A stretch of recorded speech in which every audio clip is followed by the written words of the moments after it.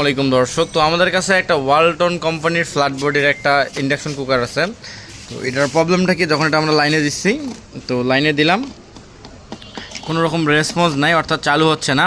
তো এই যে হঠাৎ করে বন্ধ হয়ে গেছে, চালু হচ্ছে না, এটা সমস্যার সমাধান কিভাবে করব সেটা আজকে এই ভিডিওতে দেখাবো। তো আর কথা বলবো না, চলে যাই আমাদের মূল ভিডিওতে।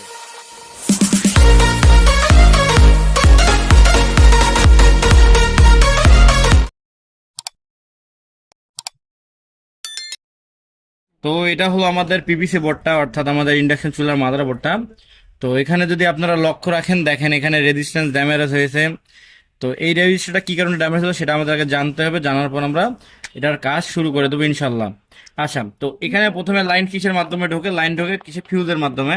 তো জাস্ট আমরা একবার ফিউজটা চেক করে নেবো, আমাদের ফিউজটা ভালো আছে কিনা খারাপ। তো মিটারটা আমরা কোয়ান্টিটি মোডে দিয়েছি। এখন জাস্ট ফিউজে যদি ধরি, আমরা ফিউজের রেসপন্স দিচ্ছে। তো আমাদের যেহেতু ফিউজটা ঠিক আছে এখানে, তো এখন আমাদের জানতে হবে এটা কী কারণে কাটলো। তো এটা যেটা রেজিস্ট্যান্সটা পুড়ে গেছে, এটা হলো 2 ওয়াট, এটা হলো একটা 22 আর রেজিস্ট্যান্স, অর্থাৎ 22 ওহম রেজিস্ট্যান্স। এই 22 ওহম রেজিস্ট্যান্সের মাধ্যমে ভোল্টেজ যায় আমাদের কোথায়, এখানে যে আমাদের ক্যাপাসিটার আছে 4.7 এর 450 বলতে ক্যাপাসিটার আছে, সেখানে যায়, সেখান থেকে ভোল্টেজ পাস করে আমাদের আইসিতে।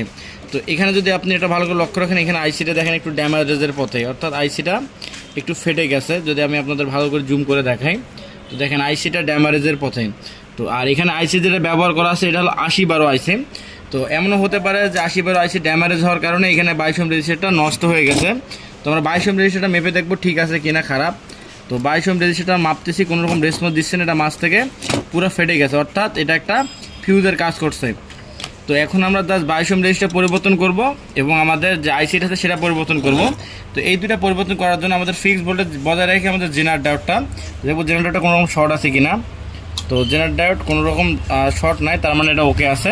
জাস্ট আমাদের আইসিটা পরিবর্তন করলে হবে এবং আমাদের 22 ওহম রেজিস্টার পরিবর্তন করলেই জাস্ট ওকে। তো এই যে 80/12 যে আমাদের আইসিটা আছে, এটা পরিবর্তন আমরা কোনটা আইসি ব্যবহার করতে পারবো এবং 22 ওহমের জায়গায় আমরা কত নম্বর রেজিস্ট্যান্স ব্যবহার করতে পারবো সেটা এখন আমরা আপনাদের জানাবো। এর আগে 80/12 আইসি ছিল, এর পরিবর্তে আমরা এখন এখানে ভাইপার/12 আইসি বসাবো। তো আইসির যে কাটা অংশটা আছে সেটা হলো প্রথম পিন, এটা হলো প্রথম, এটা হলো সোর্স, এটা হলো সোর্স, তারপরটা হলো ফিডব্যাক, তারপরটা হলো ভিডিডি, আর বাকি যে 5 6 7 আছে সেটা হলো ড্রেন। তো সেম ক্যাটাগরিতে আমরা এখানে আমাদের মার্কিং করা আছে, মার্কিং অনুযায়ী আমরা লাগাই নেব। থাকার 22 ওহম রেজিস্ট্যান্সটা এবং এখান থাকার 80/12 আইসিটা আমরা পরিবর্তন করেছি। এখন জাস্ট এটা লাইনে দিয়ে চেক করবো এটা চালু হয় কিনা। এখন সিরিজ লাইন লাগার সঙ্গে সঙ্গে এটা চালু হয়ে যাচ্ছে, তার মানে আমাদের যে সমস্যা ছিল সেটা সলিউশন হয়ে গেছে।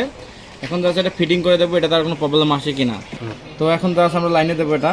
তো এখানে লাইন আসছে অন ফাংশন, এখন 1400 ওয়াট শো করতেছে এবং E1 শো করতেছে। তো ওয়ালটনের ক্ষেত্রে E1 শো করে। জাস্ট এখন আমরা পাতিলটা বসিয়ে দিলে আমাদের কাজটা কিন্তু 100% হয়ে যাবে। তো আমাদের ভিডিওগুলো সবসময় থাকে শিক্ষণীয় ভিডিও, আমাদের ভিডিওগুলো যদি ভালো লাগে থাকে আমাদের চ্যানেলকে লাইক, কমেন্ট এবং সাবস্ক্রাইব শেয়ার করবেন, যাতে পাশাপাশি নতুন ভিডিও পাওয়ার জন্য বেল আইকনে পুশ করে চাপ দিয়ে রাখবেন। তো আজকের মতো আসসালামু আলাইকুম, দেখা হবে নতুন ভিডিওতে।